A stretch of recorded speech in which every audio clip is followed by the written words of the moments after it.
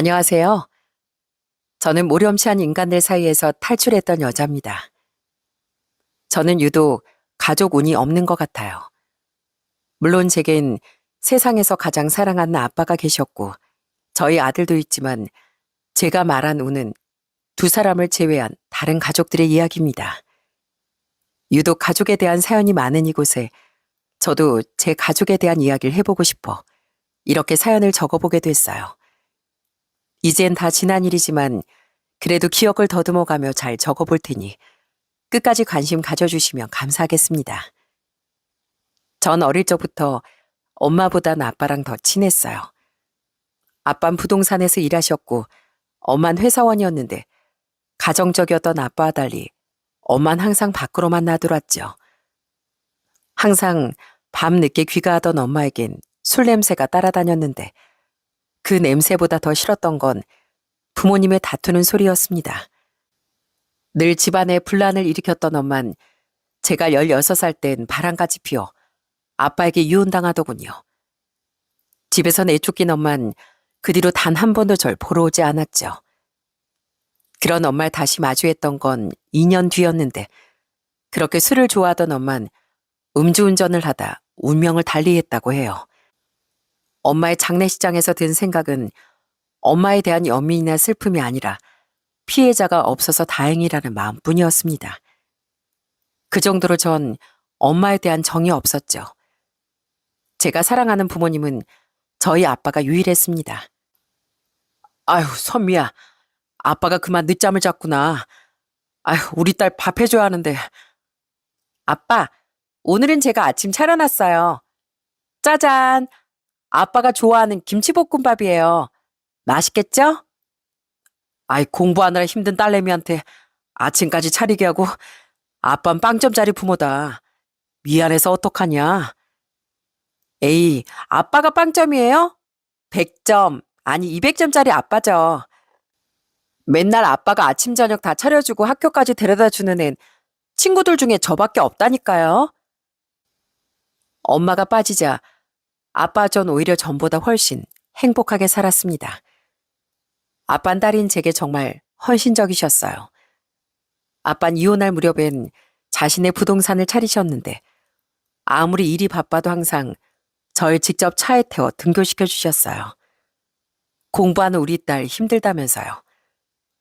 졸린 눈을 비비며 항상 제 아침도 영양가 가득하게 차려주셨고 아빠의 모든 생활 항상 절 중심으로 돌아갔죠. 아빠도 이제 연애도 하고 자유롭게 사세요. 아빠한테 늘 저밖에 없는 것 같아서 너무 가슴 아파서 그래요. 부모 인생이 자식으로만 가득하면 됐지. 그게 뭐 가슴 아파. 누군 자식이 없어서 외로워도 하는데 난 선민이 덕에 복받은 인생을 살고 있는 거야. 저 하나만 있으면 세상 부러울 게 없다던 아빠께 전 항상 감사하며 살았습니다. 부동산을 운영하며 따로 투자도 조금씩 하시던 아빤 그 돈으로 절 여유롭게 대학까지 졸업시켜 주셨어요. 그런 아빠 아래서 대학도 졸업하고 직장 생활도 하던 전 20대 후반에 3살 연상의 남자친구와 결혼 이야기가 오가게 되었는데요. 상견례도 하고 결혼식장까지 예약했건만 결국 전 파혼당하고 말았습니다. 아니 왜? 그쪽 집안에서 너 엄청 마음에 들어 하셨잖아. 남자친구가 저희 엄마 얘기를 얼마 전에 자기 부모님한테 했었대요. 근데 그걸 듣자마자 그쪽 부모님이 엄청 반대를 하셨대요. 부모는 자식의 거울이라는데 엄마가 그 모양이었으면 자식도 똑같지 않겠냐고요. 같은 여자니까요. 엄마가 그런 사람인 게 제 잘못도 아닌데 너무 속상해요. 그건 바로 제 엄마라는 사람이 어떤 사람이었는지 남자친구의 부모님이 알게 됐기 때문이었어요. 남자친구는 자기가 괜한 말을 한 것 같다며 미안해했지만 결국 나중엔 자신의 부모님의 말이 맞는 것 같다며 제게 이별을 통보하더라고요. 부모님이 반대하는 데는 다 이유가 있지 않겠냐면서요. 전 그 뒤론 상처 때문에 연애를 안 하고 살았었어요. 그런데 아빠가 너무 속상해 하시더군요. 선민이가 얼마나 괜찮은 앤데 너에 대해 잘 알지도 못하던 그 사람들 때문에 이게 뭐냐. 아휴, 이제 시간도 많이 지났는데 기회 있으면 누구라도 만나봐. 어? 너도 평범한 사람들처럼 가정도 꾸리고 자식도 낳으면 얼마나 좋니? 네가 잘 사는 모습을 봐야 아빠도 안심을 하지. 그쯤 상처도 많이 아물었던 전 아빠 생각에 당시 지인이 권유하던 소개팅에 나가게 됐습니다. 그때 만난 사람이 바로 남편이었어요. 지인의 말대로 대화를 나눠보니 남편은 정말 착한 사람이더라고요. 그런 남편에게 동질감까지 느껴졌던 건 남편도 저와 같은 파혼의 아픔이 있었다는 말 때문이었습니다. 자랑은 아니지만 저희 집 형편이 넉넉한 편은 아니거든요. 근데 전 여자친구 집은 좀 사는 편이었어요. 그래도 제가 어느 정도 버니까 서로 노력하면 충분히 잘 살 수 있다고 생각했는데 그 사람 생각은 그게 아니었나 보더라고요. 그 집에서 반대당했어도 그 사람하고는 사랑하는 마음이 있어서 식장까지 잡고 강행하려고 했는데 결국 그 사람도 여기서 그만하는 게 맞겠다고 해서 헤어지게 됐어요. 그때로 부모님이 괜히 제게 많이 미안해 하시더라고요. 자신의 잘못도 아닌 일로 파혼당한 상처가 남 일처럼 느껴지지 않더라고요. 이건 연애하다 나중에 들은 얘긴데 원래 시부모님은 함께 장사를 하다가 운이 따라주지 않아 2번이나 망하고 빚이 많이 생겼었다고 해요. 그래도 시부는 공장 경비를, 시모는 식당에서 일하며 빚은 다 갚았다고 하더라고요. 돈보다도 사람을 봤던 전 착하고 배려심 많은 남편이 마음에 들어 애프터 신청을 받아들였습니다. 그렇게 몇 번 만난 이후 우린 정식 연인으로 발전했죠. 서로 추억과 신뢰를 많이 쌓아가던 우리 사이에 결혼 이야기가 나왔을 때 우린 서로 조금 움츠러들었었어요. 둘 다 과거에 파혼당했던 기억이 떠올랐던 거죠. 하지만 다행히 저희 아빠도 시부모님도 사위와 며느리의 아픔을 따뜻하게 안아주셨답니다. 그 덕에 저와 남편은 파혼의 아픔을 이기고 100년 가약을 맺을 수 있었고요. 장인어른, 취미가 낚시시라면서요? 저 낚시는 잘 모르는데 한번 배워보고 싶어요. 다음에 가실 때 저도 따라가도 될까요? 자네가? 아이, 그럼 나야 좋지. 우리 선민 낚시는 영 재밌는지 모르겠다면 날 안 따라 나섰거든. 낚시터 가면 사이나 아들 데리고 오는 사람들 참 부러웠는데 나도 가서 자랑 좀 할 수 있겠네. 자네 덕분에. 아빤 결혼할 때 저희에게 신혼집도 마련해 주셨습니다. 서울집 치고 그렇게 비싼 곳은 아니었지만 그래도 서울 외곽에 4억가량 되던 구축 아파트를 증여해 주셨죠. 원래 아빠가 투자 목적으로 사신 곳이었는데 저와 남편의 직장도 그리 멀지 않은 곳이었기에 통 크게 결혼 선물을 해주셨던 거예요. 남편은 그런 아빠에게 정말 감사해 하더니 결혼 후 아빠에게 잘하려고 많이 노력했습니다. 아빠는 사이가 아닌 아들이 생긴 기분이라며 그런 남편을 정말 예뻐하셨고요.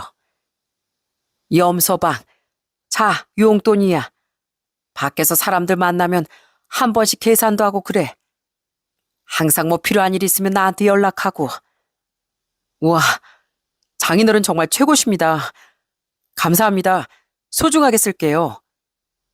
아빠, 저희도 돈 버는데 왜 자꾸 돈을 주세요? 당신도 그래. 아빠가 주신다고 넙죽넙죽 계속 받아? 우리가 더 드려도 모자랄 파네. 얼른 다시 돌려드려. 아빤 사위에게 잘해주고 싶으셨는지 한 번씩 용돈도 크게 주시더군요.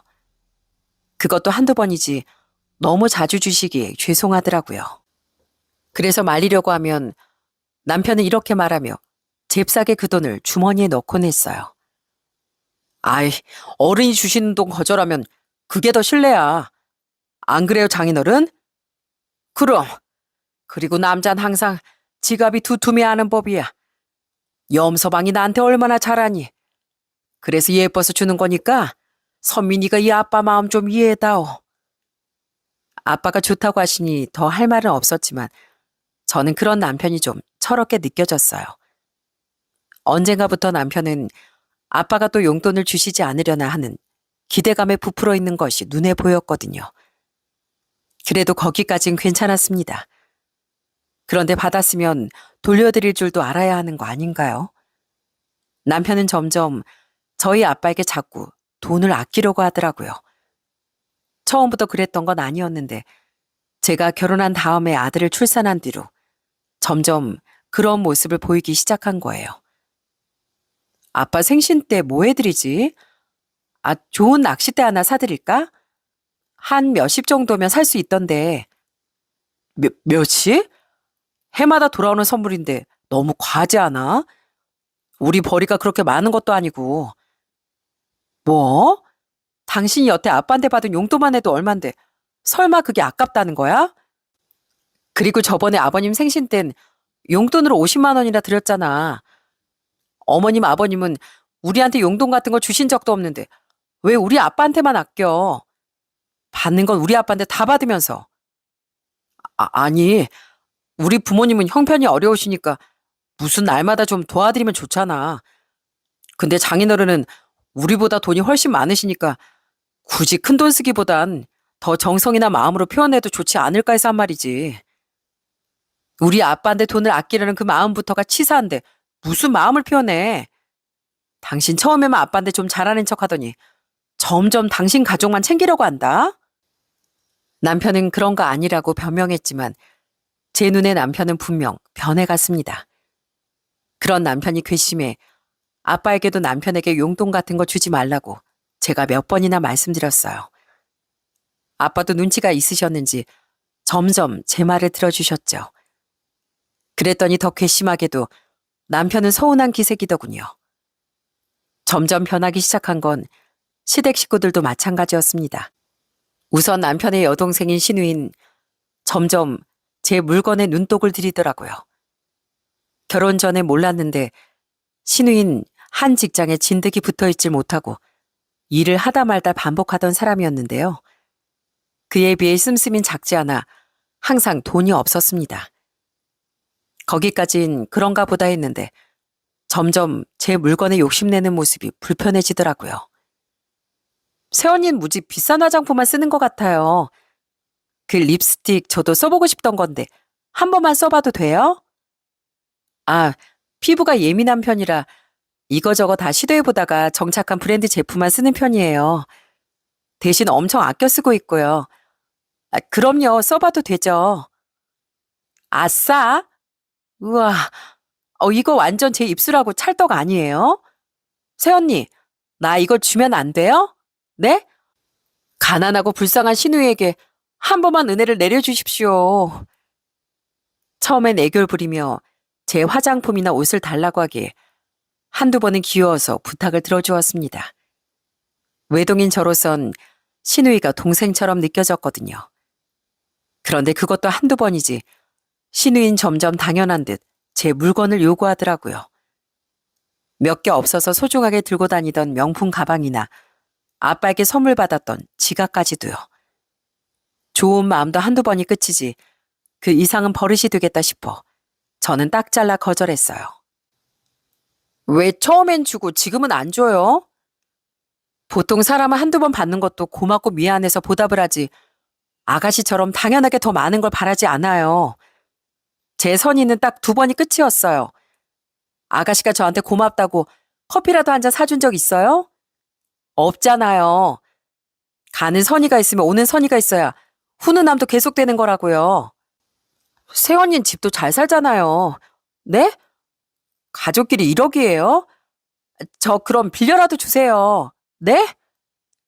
빌려가봤자 안 줄 게 뻔한 것 같아 저는 신우의 징징거림을 끝까지 거절했어요. 남편은 그런 제게 은근히 서운해했는데 그런 남편이 더 어이가 없더라고요. 가족이면 뭐든 다 퍼줘야 돼? 그럼 당신 용돈 줄이고 모아서 아가씨 명품백 사줘. 그럼 되잖아. 제가 이렇게 말하면 아무 말도 못할 거면서 왜 꼭 저에게만 희생을 바라나 싶더라고요. 그러다 한 번은 밖에서 다 같이 만나 외식을 했던 날 슬쩍 제 가방을 들고 도망가 버린 거 있죠? 저녁에 약속이 있다며 제 물건은 저 몰래 비닐봉다리 다 옮겨서 두고 갔더라고요. 그날 저녁 중요한 약속이 있어 들고 나갔던 건데 정말 기가 찼죠. 그때 제가 어떻게 했는지 아시나요? 새언니, 어떻게 가족을 경찰에 신고할 수가 있어요? 가족이 훔쳐간 건 도둑질이 아니라고 누가 그래요? 그러게 왜 사람 물건을 말도 없이 훔쳐가요? 전 신우일 바로 경찰에 신고해버렸어요. 지금 잡아두지 못하면 계속 같은 일이 반복될 것 같았거든요. 결국 일은 잘 해결되긴 했지만 신우인 울며 불며 절 원망했죠. 게다가 시부모와 남편까지 저더러 냉혈한이라고 하더라고요. 애가 철이 없어서 실수 좀 한 거 가지고 어떻게 경찰을 불러? 당신 우리 가족을 가족이라고 생각은 하는 거야? 그냥 애 돌아오면 말로 잘 타이르면 될 걸. 정말 너무하는구나. 애가 그렇게 가지고 싶어 하면 그냥 가끔 빌려주면서 사이좋게 지냈으면 될 거 아니냐. 가족끼리 꼭 그렇게 했어야 됐어? 정 가지고 싶었으면 자기도 모아서 살 생각을 해야죠. 자꾸 가족 하시는데 전 아가씨가 진짜 제 동생이었으면 경찰에 신고도 하고 비 오는 날 먼지 나도록 홍군형도 내줬을 거예요. 가족이면 뭐든 다 용서되는 줄 아는 그들이 도저히 이해가 되지 않았습니다. 다행히 그 뒤 신우인 더는 제 물건을 넘보지 못했어요. 하지만 저 몰래 계속 남편에게 용돈을 요구하더라고요. 시부모는 신우이보다 더했습니다. 처음에만 해도 두 분은 항상 제게 이렇게 말씀하셨어요. 우리가 인생을 더 잘 살았어 했는데 그러지 못해서 자식들에게 너무 해줄 게 없구나. 너 볼 때마다 며느리한테 용돈도 턱턱 주고 싶은데 못난 시부모라 너무 미안하다. 우리가 무슨 염치로 네가 주는 용돈까지 받겠니? 자식이나 며느리가 뭔가 해드리는 걸 당연하게 여기지 않는 분들께 오히려 더 많이 해드리고 싶지 않습니까? 그래서 전 두 분께 자주 용돈도 쥐어드리고 여행도 모시고 다녀왔었어요. 그런데 저희 아들이 태어나고 제가 직장에 복직하게 되면서 두 분 또한 점점 본색을 드러내더라고요. 아이, 명절인데 용돈이 좀 적지 않니? 다른 집 자식들은 막 100, 200씩 턱턱 준다는데 조금만 더 주면 안 되겠어? 시부모는 저와 남편이 주는 용돈에 만족하지 못하고 은근히 더 많은 돈을 요구하더군요. 저희도 예산이 있으니 적당히 거절하긴 했는데 나중에 나의 다달이 용돈을 달라고 하는 겁니다. 에휴, 요즘 내가 허리가 안 좋아져서 식당 일을 길게 하기가 힘들구나. 좀 쉬거나 일하는 시간이라도 좀 줄이고 싶은데 그럼 또 생활비가 부족하고 혹시 너희가 한 50만 원씩만 매달 좀 보태주면 안 되겠니? 그래, 미야. 나도 요새 공장 직원들 갑질이 심해져서 너무 서러워서 일을 하기가 싫어.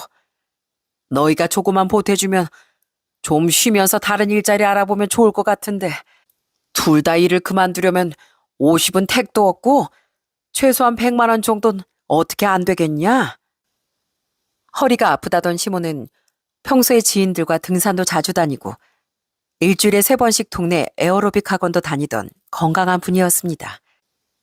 예전에 시부가 일하시는 곳에도 볼 일이 있어 한번 들렸었는데 직원들이 엄청 깍듯하게 시부께 인사를 하시더라고요.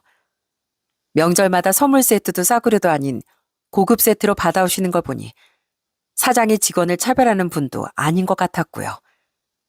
그런데 일을 하기 싫다고 용돈을 100만 원씩 달라니 정말 너무하다 싶었습니다.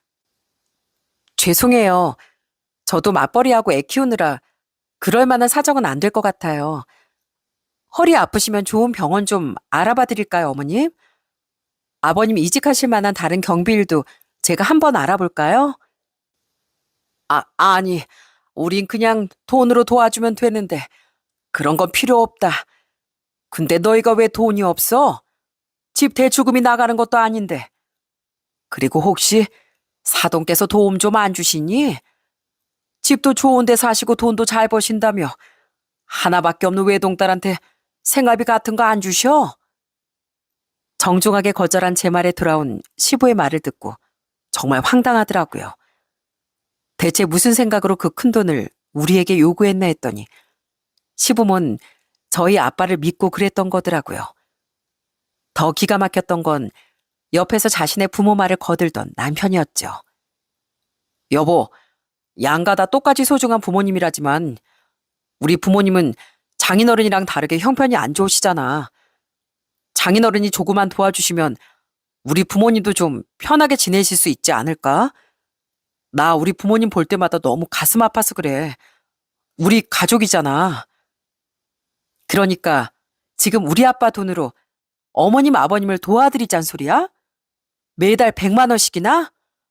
그걸 지금 말이라고 해? 그리고 두 분도 참 너무하시네요. 저희 아빠가 돈이 많든 적던 간에 저희 아빠는 엄연한 남이에요. 왜 저희 아빠가 힘들게 버신 돈을 두 분이 마음대로 넘보세요? 저 정말 불쾌합니다.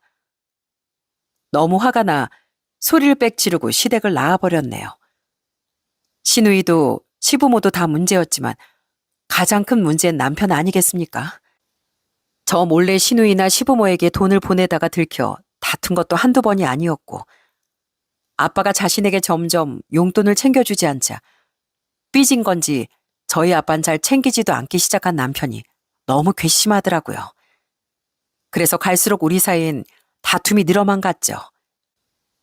당신도 당신 가족도 진짜 이상해. 아니, 어떻게 우리 아빠 돈을 마음대로 넘봐? 넘보다니. 아니, 그냥 다 같은 가족이니까 돕고 살았으면 좋겠다고 생각해서 의견을 말해본 거지. 나야말로 당신한테 서운해. 장인어른 형편이 어려우셨으면 당신 두 발 벗고 나서서 도왔을걸? 그래도 염치 없이 남의 집 돈까지 넘보진 않았을 거야. 그럼 당신은 우리 아빠 위해서 당신 부모님한테 다달이 100만 원씩 달라고 요구할 수 있어? 못하지? 내가 당신 보면서 무슨 생각하는 줄 알아? 갈수록 당신 진짜 가족은 나랑 우리 애가 아니라 본가 식구들 같다는 거야. 게다가 당신 우리 아빠한테도 요새 대면대면 하잖아. 여태 우리 아빠를 돈으로만 봤으니까 그러는 거 아니야. 그리고 제발 당신 가족한테 돈 좀 그만 퍼줘. 아니다.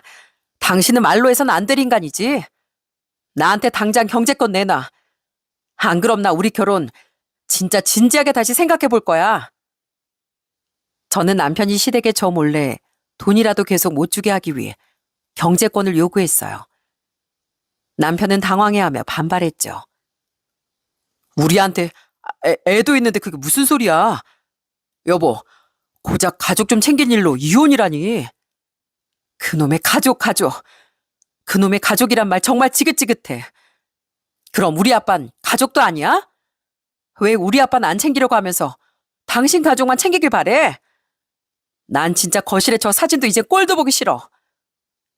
남편에게 바락바락 소리를 지르다 제 눈에 들어온 게 있었습니다.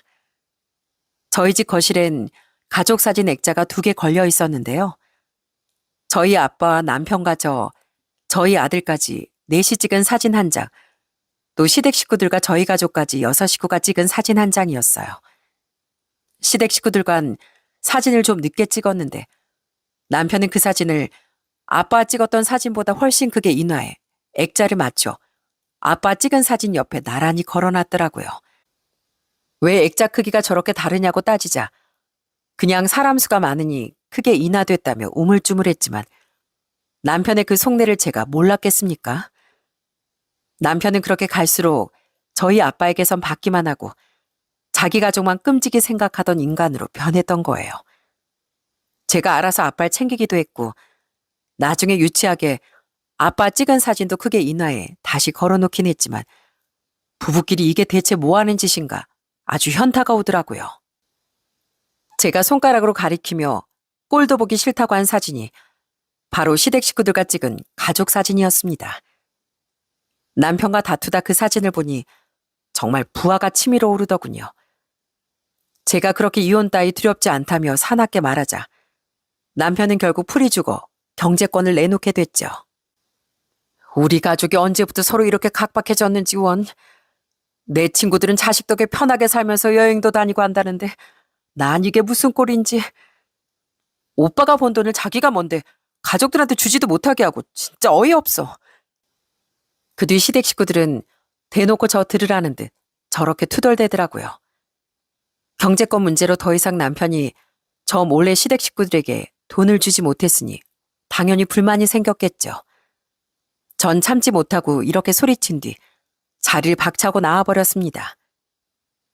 다른 집 시부모님은 며느리한테 옷도 사주고 가방도 사주고 그렇게 공주 대접해준다는데 전 시집 와서 ATM 기기 취급만 받고 아주 서러워 죽겠네요. 그리고 부부 돈은 공동 재산인 거 모르나 봐요, 아가씨? 왜 아가씨가 남의 남편 돈을 탐내요? 저 불편해서 여기 못 있겠네요. 이만 가겠습니다. 그 뒤 전 시댁에 거의 발길을 하지 않았습니다. 너무 스트레스더라고요. 그랬더니 남편은 어떻게 자기 가족에게 그럴 수가 있냐며 저와 똑같이 친정에 잘 가지 않으려고 하더라고요. 그래서 그냥 내버려뒀습니다. 너무 정이 떨어져 솔직히 더 같이 살고 싶지도 않았거든요. 딸의 결혼 생활이 불행으로 향해가는 모습을 보며 아빤 정말 많이 안타까워하셨죠.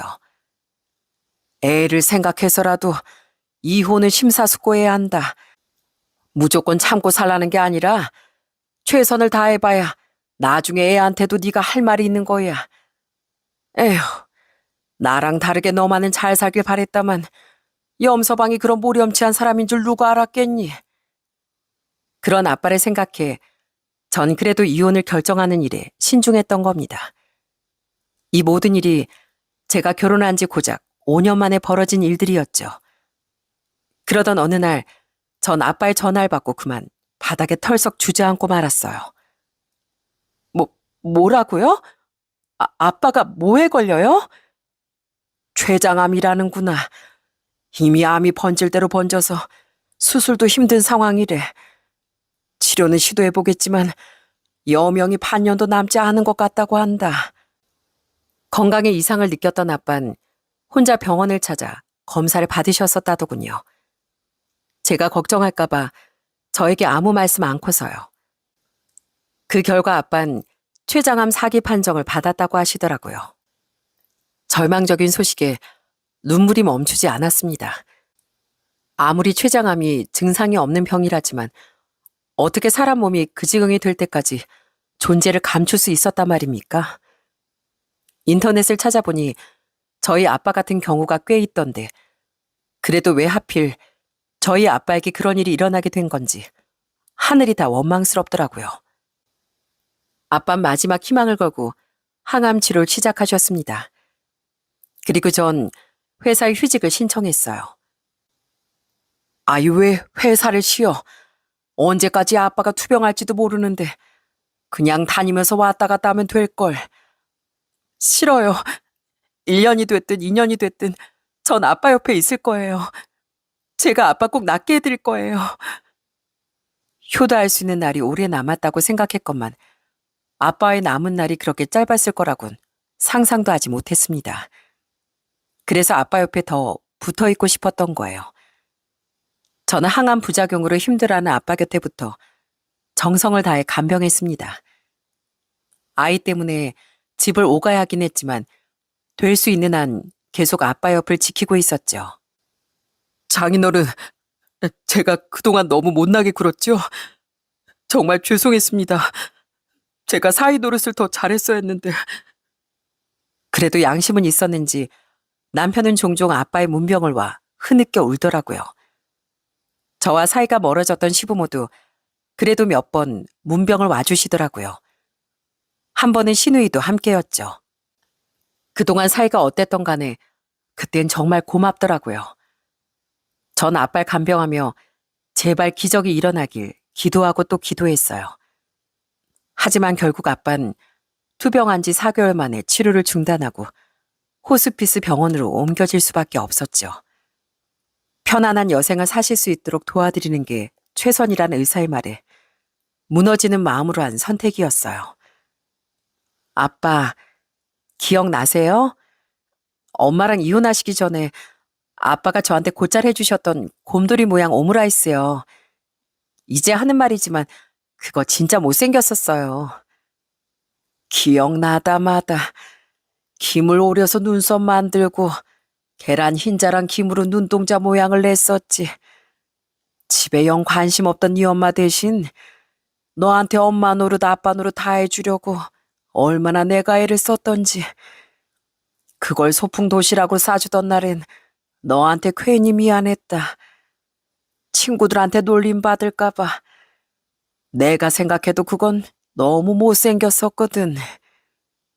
미안하긴요.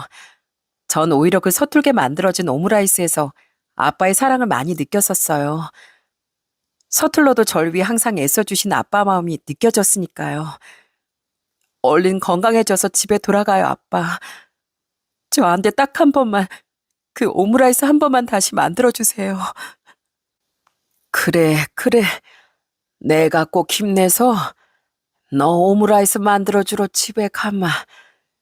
내가 선미 널 두고 어떻게 떠날 수가 있겠니? 전 아빠 옆에서 끊임없이 희망에 대해 말했습니다. 아빠 또한 힘없이 웃으며 그래 내년엔 여행 가자, 내후년엔 유람선을 타러 가자 등등 현실을 받아들이지 못하던 제 말에 맞장구를 쳐주셨죠. 그리고 그런 아빠는 결국 호스피스 병원으로 옮겨진 지 한 달 만에 조용히 세상을 떠나시고 말았습니다. 꼭 행복해져야 한다 우리 딸 이라는 말을 마지막으로 남기고서요. 아빠 없으면 저 이제 어떻게 살아요? 저 무서워요. 장례식 때 오열하던 제 곁을 남편은 굳건히 지켜주었어요. 항상 이혼을 생각할 정도로 사이가 멀어졌던 사람인데 그땐 참 든든하더라고요. 시부모도 시누이도 장례식장에 찾아와 절 위로해 주었죠. 이후 전 아빠의 모든 유산을 상속받게 됐습니다.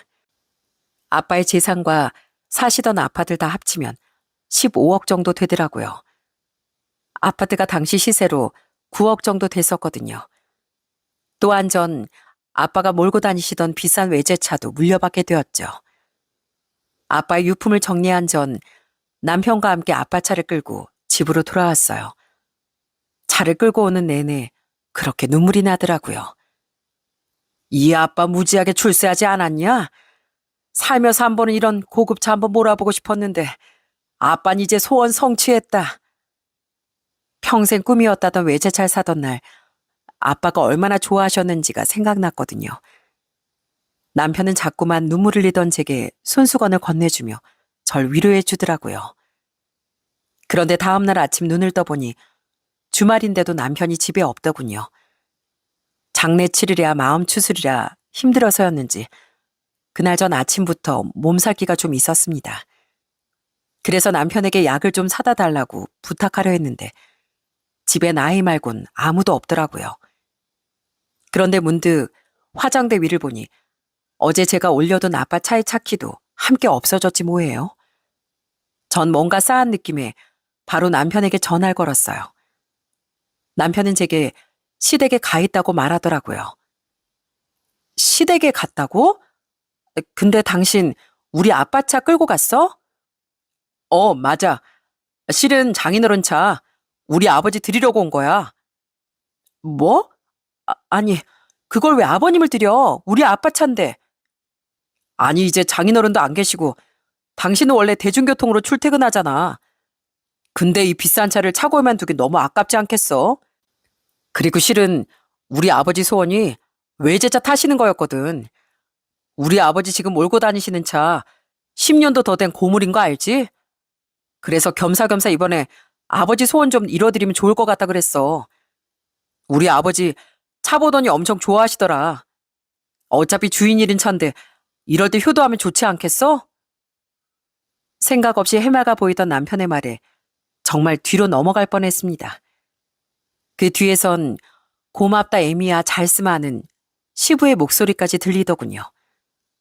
자기들이 뭔데 저희 아빠의 차를 가로챈단 말입니까? 순식간에 남편에 대한 고마움이 사라지고 분노가 차올랐던 전 소리를 빽 지르고 말았어요. 당신 지금 제정신이야? 왜 나랑 상의도 없이 우리 아빠 차를 아버님을 들여? 당장 도로 가져와. 아니 여보 화났어? 아니 어차피 놀릴 바엔 우리 아버지 드리는 게 낫잖아. 아니, 나도 당신이 그렇게 생각할 거라고 생각해서 차 가져온 건데. 내가 말했지?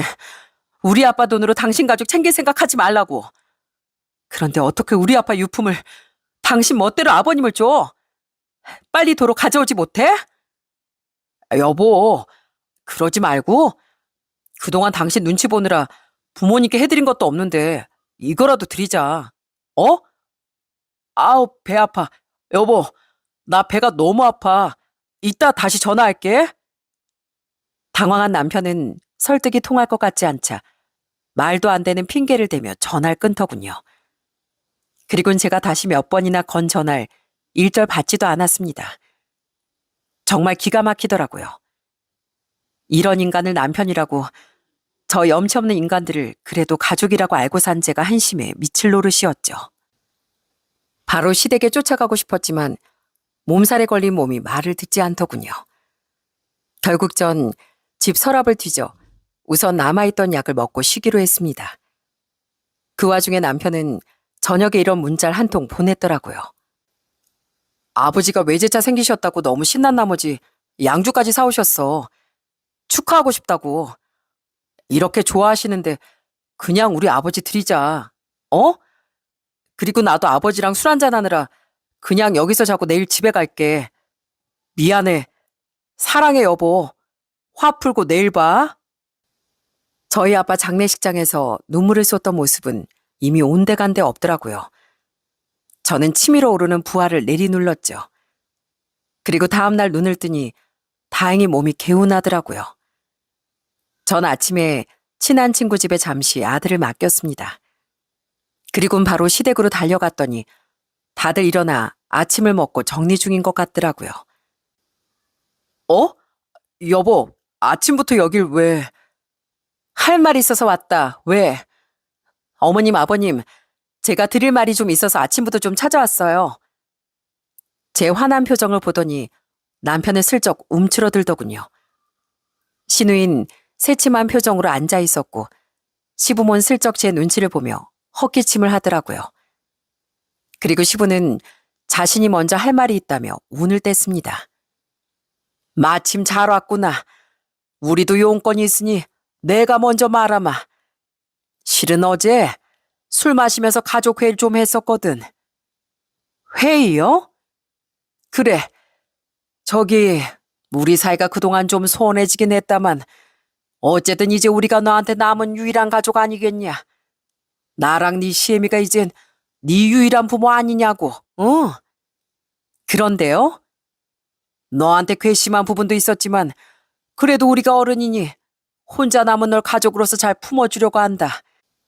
무릇 가족이란 함께 살 때 더 끈끈해지는 거 아니겠니? 그래서 말인데 사돈 어른이 사시던 그 집 9억 정도 한다며?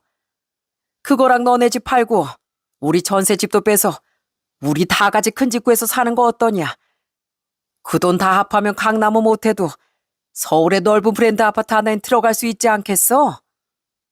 그 용건이라는 게 정말 허무맹랑하기 짝이 없더라고요. 그러니까 남편과 시댁 식구들은 전날 밤 머리를 맞대고 저희 아빠의 재산에 대해 의논을 했었더라고요. 시부의 황당한 말은 거기서 끝이 아니었어요. 그리고 사돈 어른 현금 자산만 해도 꽤 되는 것 같던데 우리 그 돈으로 다 같이 넓은 가게 얻어서 큰 한정식집 한번 해보는 거 어떻겠냐? 네 시애미가 요리도 잘하지 않냐?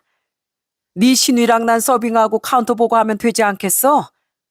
가족 식당, 이거 말만 들어도 낭만적이지 않냐?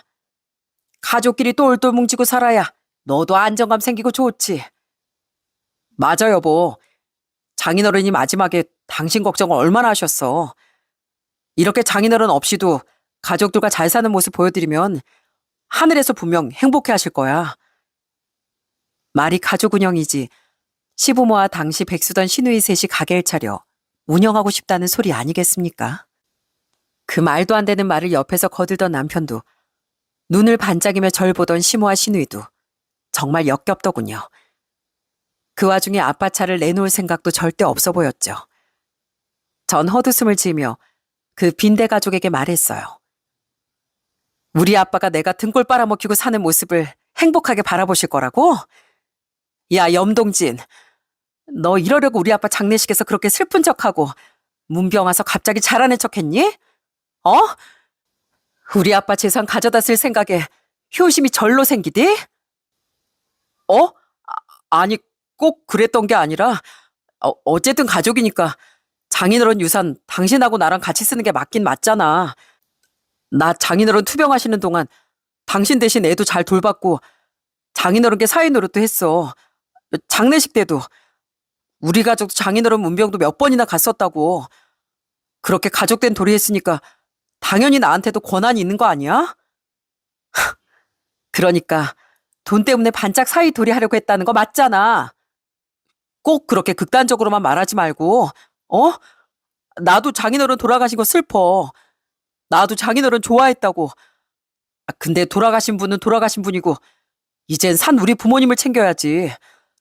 당신한테 남은 가족은 이제 우리뿐인데 당신도 좀 베풀고 나누면서 사이좋게 살면 얼마나 좋아.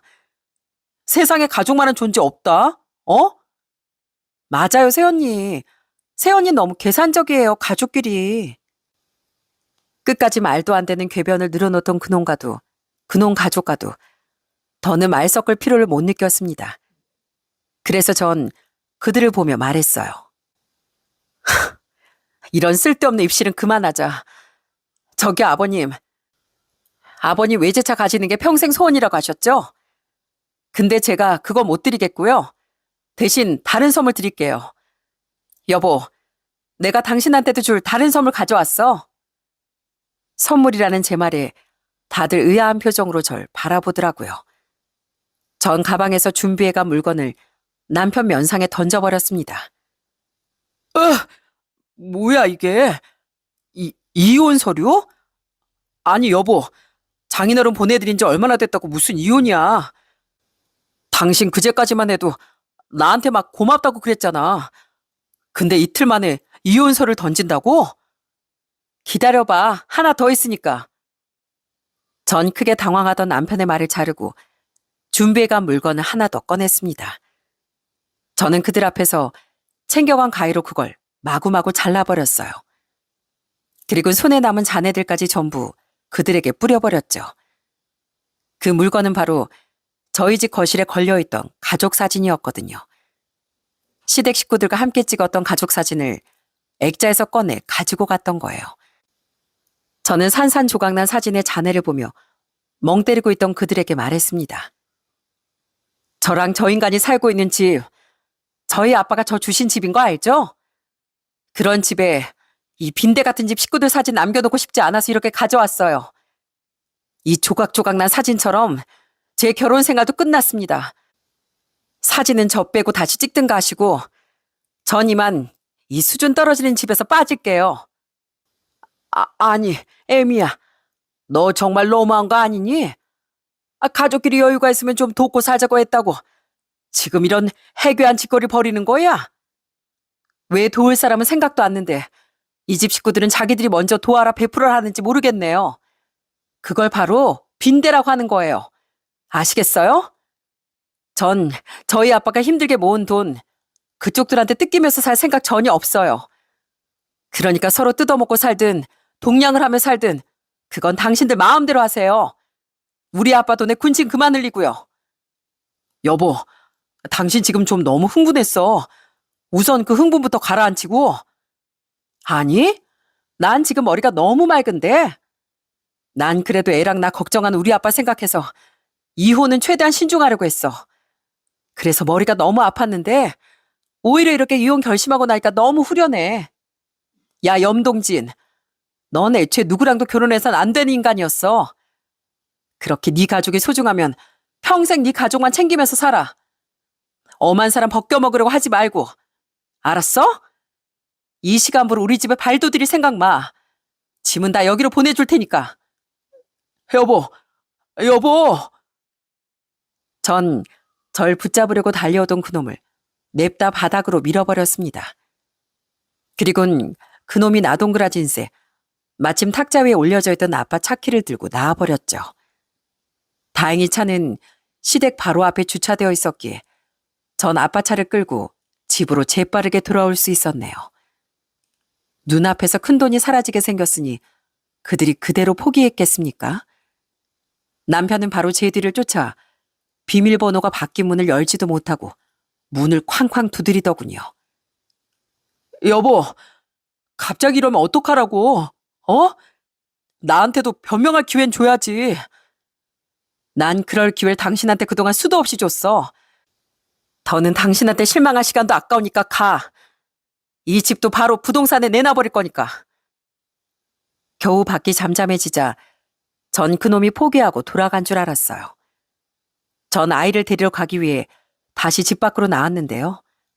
기가 막히게도 남편이 현관 밖에 들어 누워 있지 않겠어요? 드디어 나왔네, 당신. 여보, 난 이렇게 이혼 못해. 정 날 버리려거든 나 밟고 지나가. 당신이 나 용서해준다고 할 때까지 난 여기서 꿈쩍도 안 할 거. 아! 전 그놈이 말을 마치기도 전에 신발을 신은 채 그놈의 배를 꾹 밟고 지나쳤네요.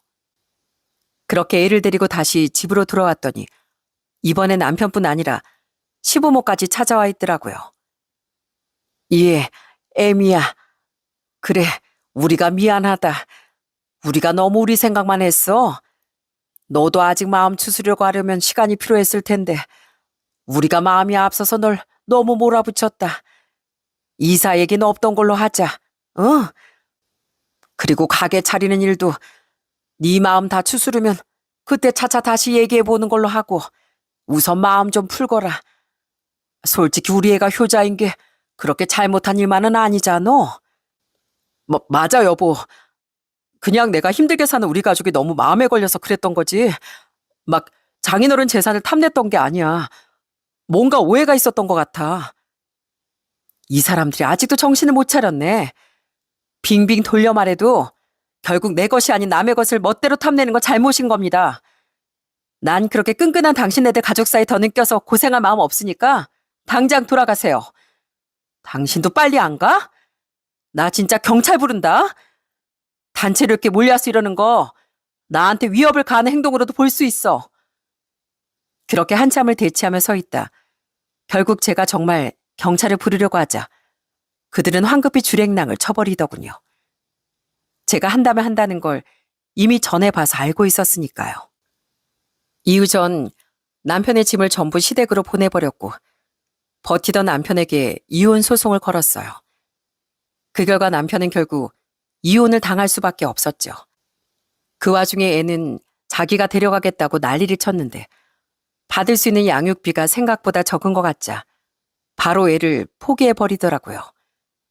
정말 끝까지 찌질한 인간이었네요. 전 그놈과 살던 집을 팔고 아빠 집으로 들어왔습니다. 구석구석 아빠와의 추억이 가득한 그 집에서라면 항상 아빠와 함께라는 마음이 들 것 같았거든요. 꼭 행복해지라는 아빠의 유언을 지키려 이혼을 결심했던 제게 거실에 놓인 사진 속 아빤 잘했다 우리 딸 하며 칭찬을 해주시는 것 같더라고요. 한편 시간이 꽤 흘렀는데도 전 남편은 아직도 찌질하게 제게 매달리려고 하더군요. 면접 교섭권 때문에 아이를 한 번씩 보여주고 있는데 자꾸만 제게 미련을 보이려고 하더라고요. 들어보니 전 시부모는 둘 다 힘들다며 기어코 일을 그만뒀다는데 전 남편은 혼자 가족들 모두를 부양하며 살고 있는 것 같았어요. 시누이도 벌써 백수가 된 지 1년째라고 하니까요. 그런 그놈을 저는 딱 한마디로 정리해버렸죠. 주제 파악 좀 해. 애 아빠 아니었으면 난 당신 상종도 안 했어. 그리곤 전 남편을 정말 벌레 보듯 바라봤더니 그 눈빛에 상처를 받았는지 그 뒤론 제게 더는 매달리는 신용도 하지 못하더군요. 이혼 후 하나 더 알게 된 기막힌 사실이 있었어요. 제게 그놈을 소개시켜줬던 지인은 제 이혼 소식을 듣고 정말 미안해했어요. 그리고 자신도 얼마 전 뒤늦게 알게 된 사실인데 그놈은 파혼 이유도 제게 거짓말을 한 거라고 말해주더라고요. 그 여자 집이 좀 잘 살았는데 결혼 전부터 온 식구가 그 집안에 빈대 붙으려고 하고 대놓고 돈을 요구해서 파혼당한 거였대. 아마 선미 씨한테 또 그러면 파혼당할까 봐 적어도 애가 태어날 때까진 본색을 숨긴 것 같아. 정말 미안해, 선미 씨. 나도 정말 그 인간이 좋은 사람인 줄 알았는데. 그냥 그놈은 변한 게 아니라 처음부터 아예 절 속였던 거였습니다. 기가 막히긴 했지만 그런 비열하고 빈대 같은 집안에서 더 늦기 전에 빨리 탈출할 수 있었던 것이 차라리 다행이라고 생각했어요. 적어도 저희 앤 자기 아빠 친가의 못난 영향을 받지는 않을 테니까요. 비록 이혼했지만 전 혼자 아이를 잘 키우며 잘 살아가려고 합니다. 조금 두렵긴 하지만 힘들 때마다 아빠를 떠올리며 잘 헤쳐나가려고 해요. 아빠가 그러셨듯 저도 현명하고 강한 부모가 될 수 있다고 믿으면서요. 하늘에서 아빠가 자랑스러워할 수 있는 딸이 되도록 아주 노력하며 살아가려고 합니다. 이곳 사연들을 들어보면 가끔 뭔가 단단히 착각하고 사는 사람들이 있는 것 같더라고요. 그들은 가족이란 이유 하나만으로 모든 억지를 설득할 수 있다고 믿는 것 같더군요. 가족 간에 가장 기본이 되어야 할 건 상대방을 진심으로 아끼고 위하는 마음입니다.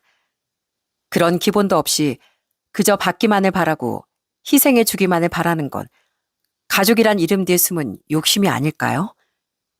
일방적인 요구 끝에 남는 건 가족의 와해뿐이라는 걸 그들이 꼭 잊지 말았으면 좋겠습니다.